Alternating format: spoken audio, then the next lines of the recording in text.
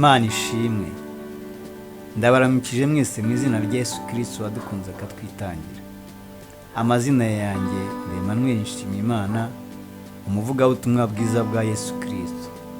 Ikaze mwese kuri cano Ubwiru. Kuri iyi cano tuzungukiraho byinshi bihembura ubugingo bikabukuza. Tuzasobanukirwa neza uburyo bwo gushyikira amasezerano Imana iduhera mu ijambo ryayo. Imana itabasha kubeshya, Imana isoza amasezerano. Kuri iyi cano tuzaganira cyane ku rukundo, tuzaganira cyane ku kwizera, kandi tuzaganira birambuye ku bwami bw'Imana. Wagira uti kubera iki ubwami bw'Imana? Bibiliya itwereka ko Yesu atangira umurimo we hano mu isi, yatangiye yigisha ubwami bw'Imana, amenyesha abantu yuko buri bugufi. Iyo dusomye muri Matayo ibice 4:17, aravuga ngo Yesu ahera ubwo atangira kwigisha avuga ati mwihane kuko ubwami bwo mu ijuru buri hafi. Tubona kandi ko mu gihe Yesu yari arimo arangiza umurimo we hano mu isi, yawurangije n'ubundi akigisha ubwami bw'Imana. Iyo dusomye ibyakozwe n'intumwa igice cya 13, haravuga ngo amaze kubabazwa ababonekera ari muzima, atanga ibimenyetso byinshi, agumya kubabonekera mu minsi 40 avuga iby'ubwami bw'Imana. Kandi Yesu yaraturebye abona hari byinshi dukeneye hano mu isi, byaba mu buryo bw'umwuka ndetse no mu buryo bw'umubiri, maze ashima ko atubwira ibanga ari bwo bwiru.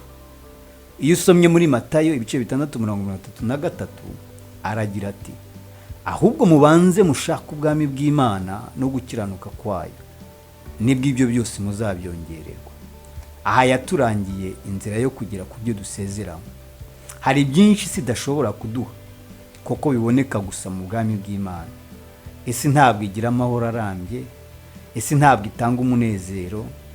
Umunezero bisobanurwa ko ari ibyishimo bitangwa n'umwuka wera. Iyo usomye muri Yohana ibice 14:27, Yesu yaravuze ati mbasigiye amahoro, amahoro yanjye ndayabahaye. Ati cyakora sintanga nk'uko abisi batanga. Imitima yanyu ntihagarare kandi ntitinye. Kandi Yesu yatumenyeshaga ko nitumara kugira ubwenegihugu bwo mu bwami bw'Imana, buzaduhesha kubaho mu burenganzira no mu nyungu z'abenegihugu cy'ubwami bw'Imana. Ni ubwami bukomeye, ubwami bw'Imana isumba byose. Ibijyanye n'amahoro, ubuzima, umutekano ndetse n'uburinzi buhambaye, ibyo byose biboneka mu bwami bw'Imana. Nk'uko tujya tubibona mu bihugu by'ibihangange hano mu isi, iyo byumvise ko hari abantu babyo bafashwe bugwate, bahita bohereza abakomando kabuhariwe byihuse, bagahita batangira operasiyo zidasanzwe zo kubohora abantu babo, bagakora ibishoboka byose kugira ngo abantu babo bagaruke ari bazima. Iyo igihugu gifite ubudahangarwa, n'umuturage wacyo aba afite ubudahangarwa. Ubwami bw'Imana buri hejuru y'ubundi bwose, kuko nyirabwo ni umuremyi wa byose. Umuturage wabwo afite ubudahangarwa buri hejuru y'ubundi. Iyo dusomye muri Luka ibice 12:7, Yesu yabivuzeho ati ndetse n'umusatsi wo ku mitwe yanyu warabazwe, ntimutinye. Nagira ngo nkubwire ngo niba uri mu bwami bw'Imana, ntabwo uciriritse na gatoya. Twivugire gato zimwe muri operasiyo zagiye zikorwa n'ingabo zo mu bwami bw'Imana.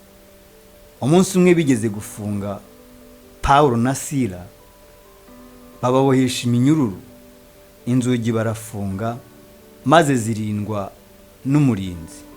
Umukomando umwe gusa yaramanutse, imiryango yose yari ifunze arayirangaza, iminyururu arayicagagura.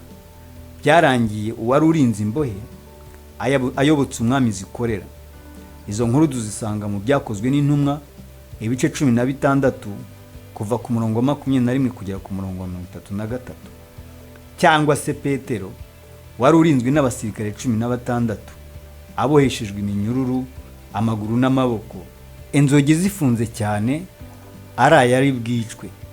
Umukomando umwe gusa yaraje inzugi arazirangaza, iminyururu arayicagagura, amucisha hagati ya 16 ntawe ubashije kurwana.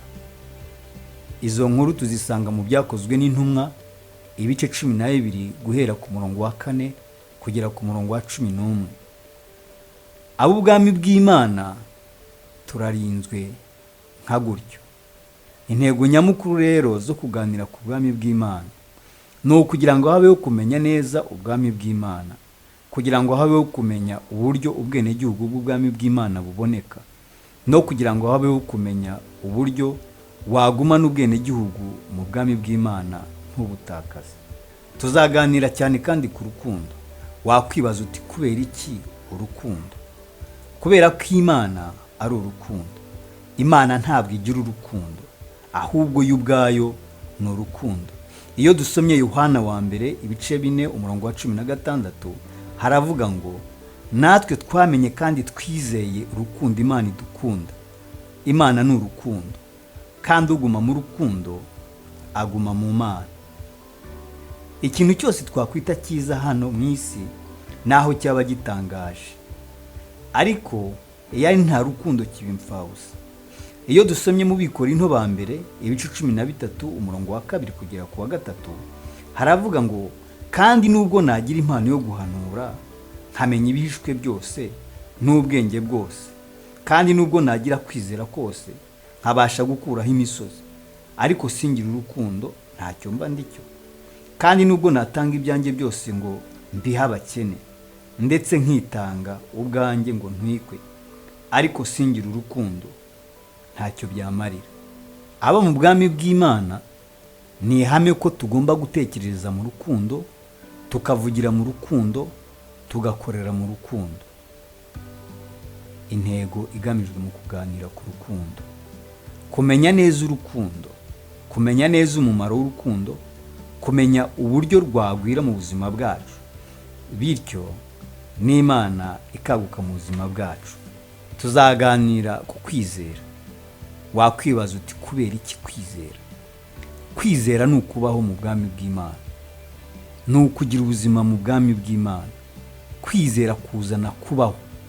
Iyo dusomye Abaheburayo igice cya 10:38 haravuga ngo ariko umukiranutsi wanjye azabeshwaho no kwizera, nyamara nasubira inyuma umutima wanjye ntuzamwishimira. Kwizera gukora ku mutima w'Imana maze ikanezerwa. Iyo tubuze kwizera ntibishoboka ko tunezeza Imana.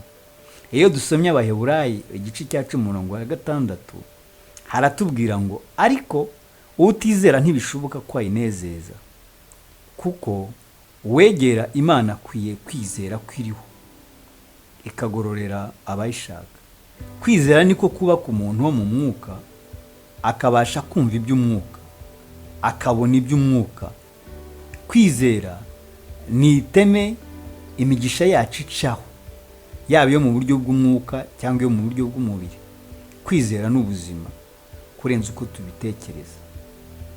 Tuzaganira ku kwizera bifite intego yo kumenya neza kwizera icyo ari cyo, kumenya neza uko kwizera gukora, no kumenya neza uburyo twakongera kwizera kwacu. Ndagushimiye cyane wowe twabanye, kandi ndakwingingira kuzabana natwe mu biganiro byose bizakurikiraho. Imana ibe umugisha. Amen.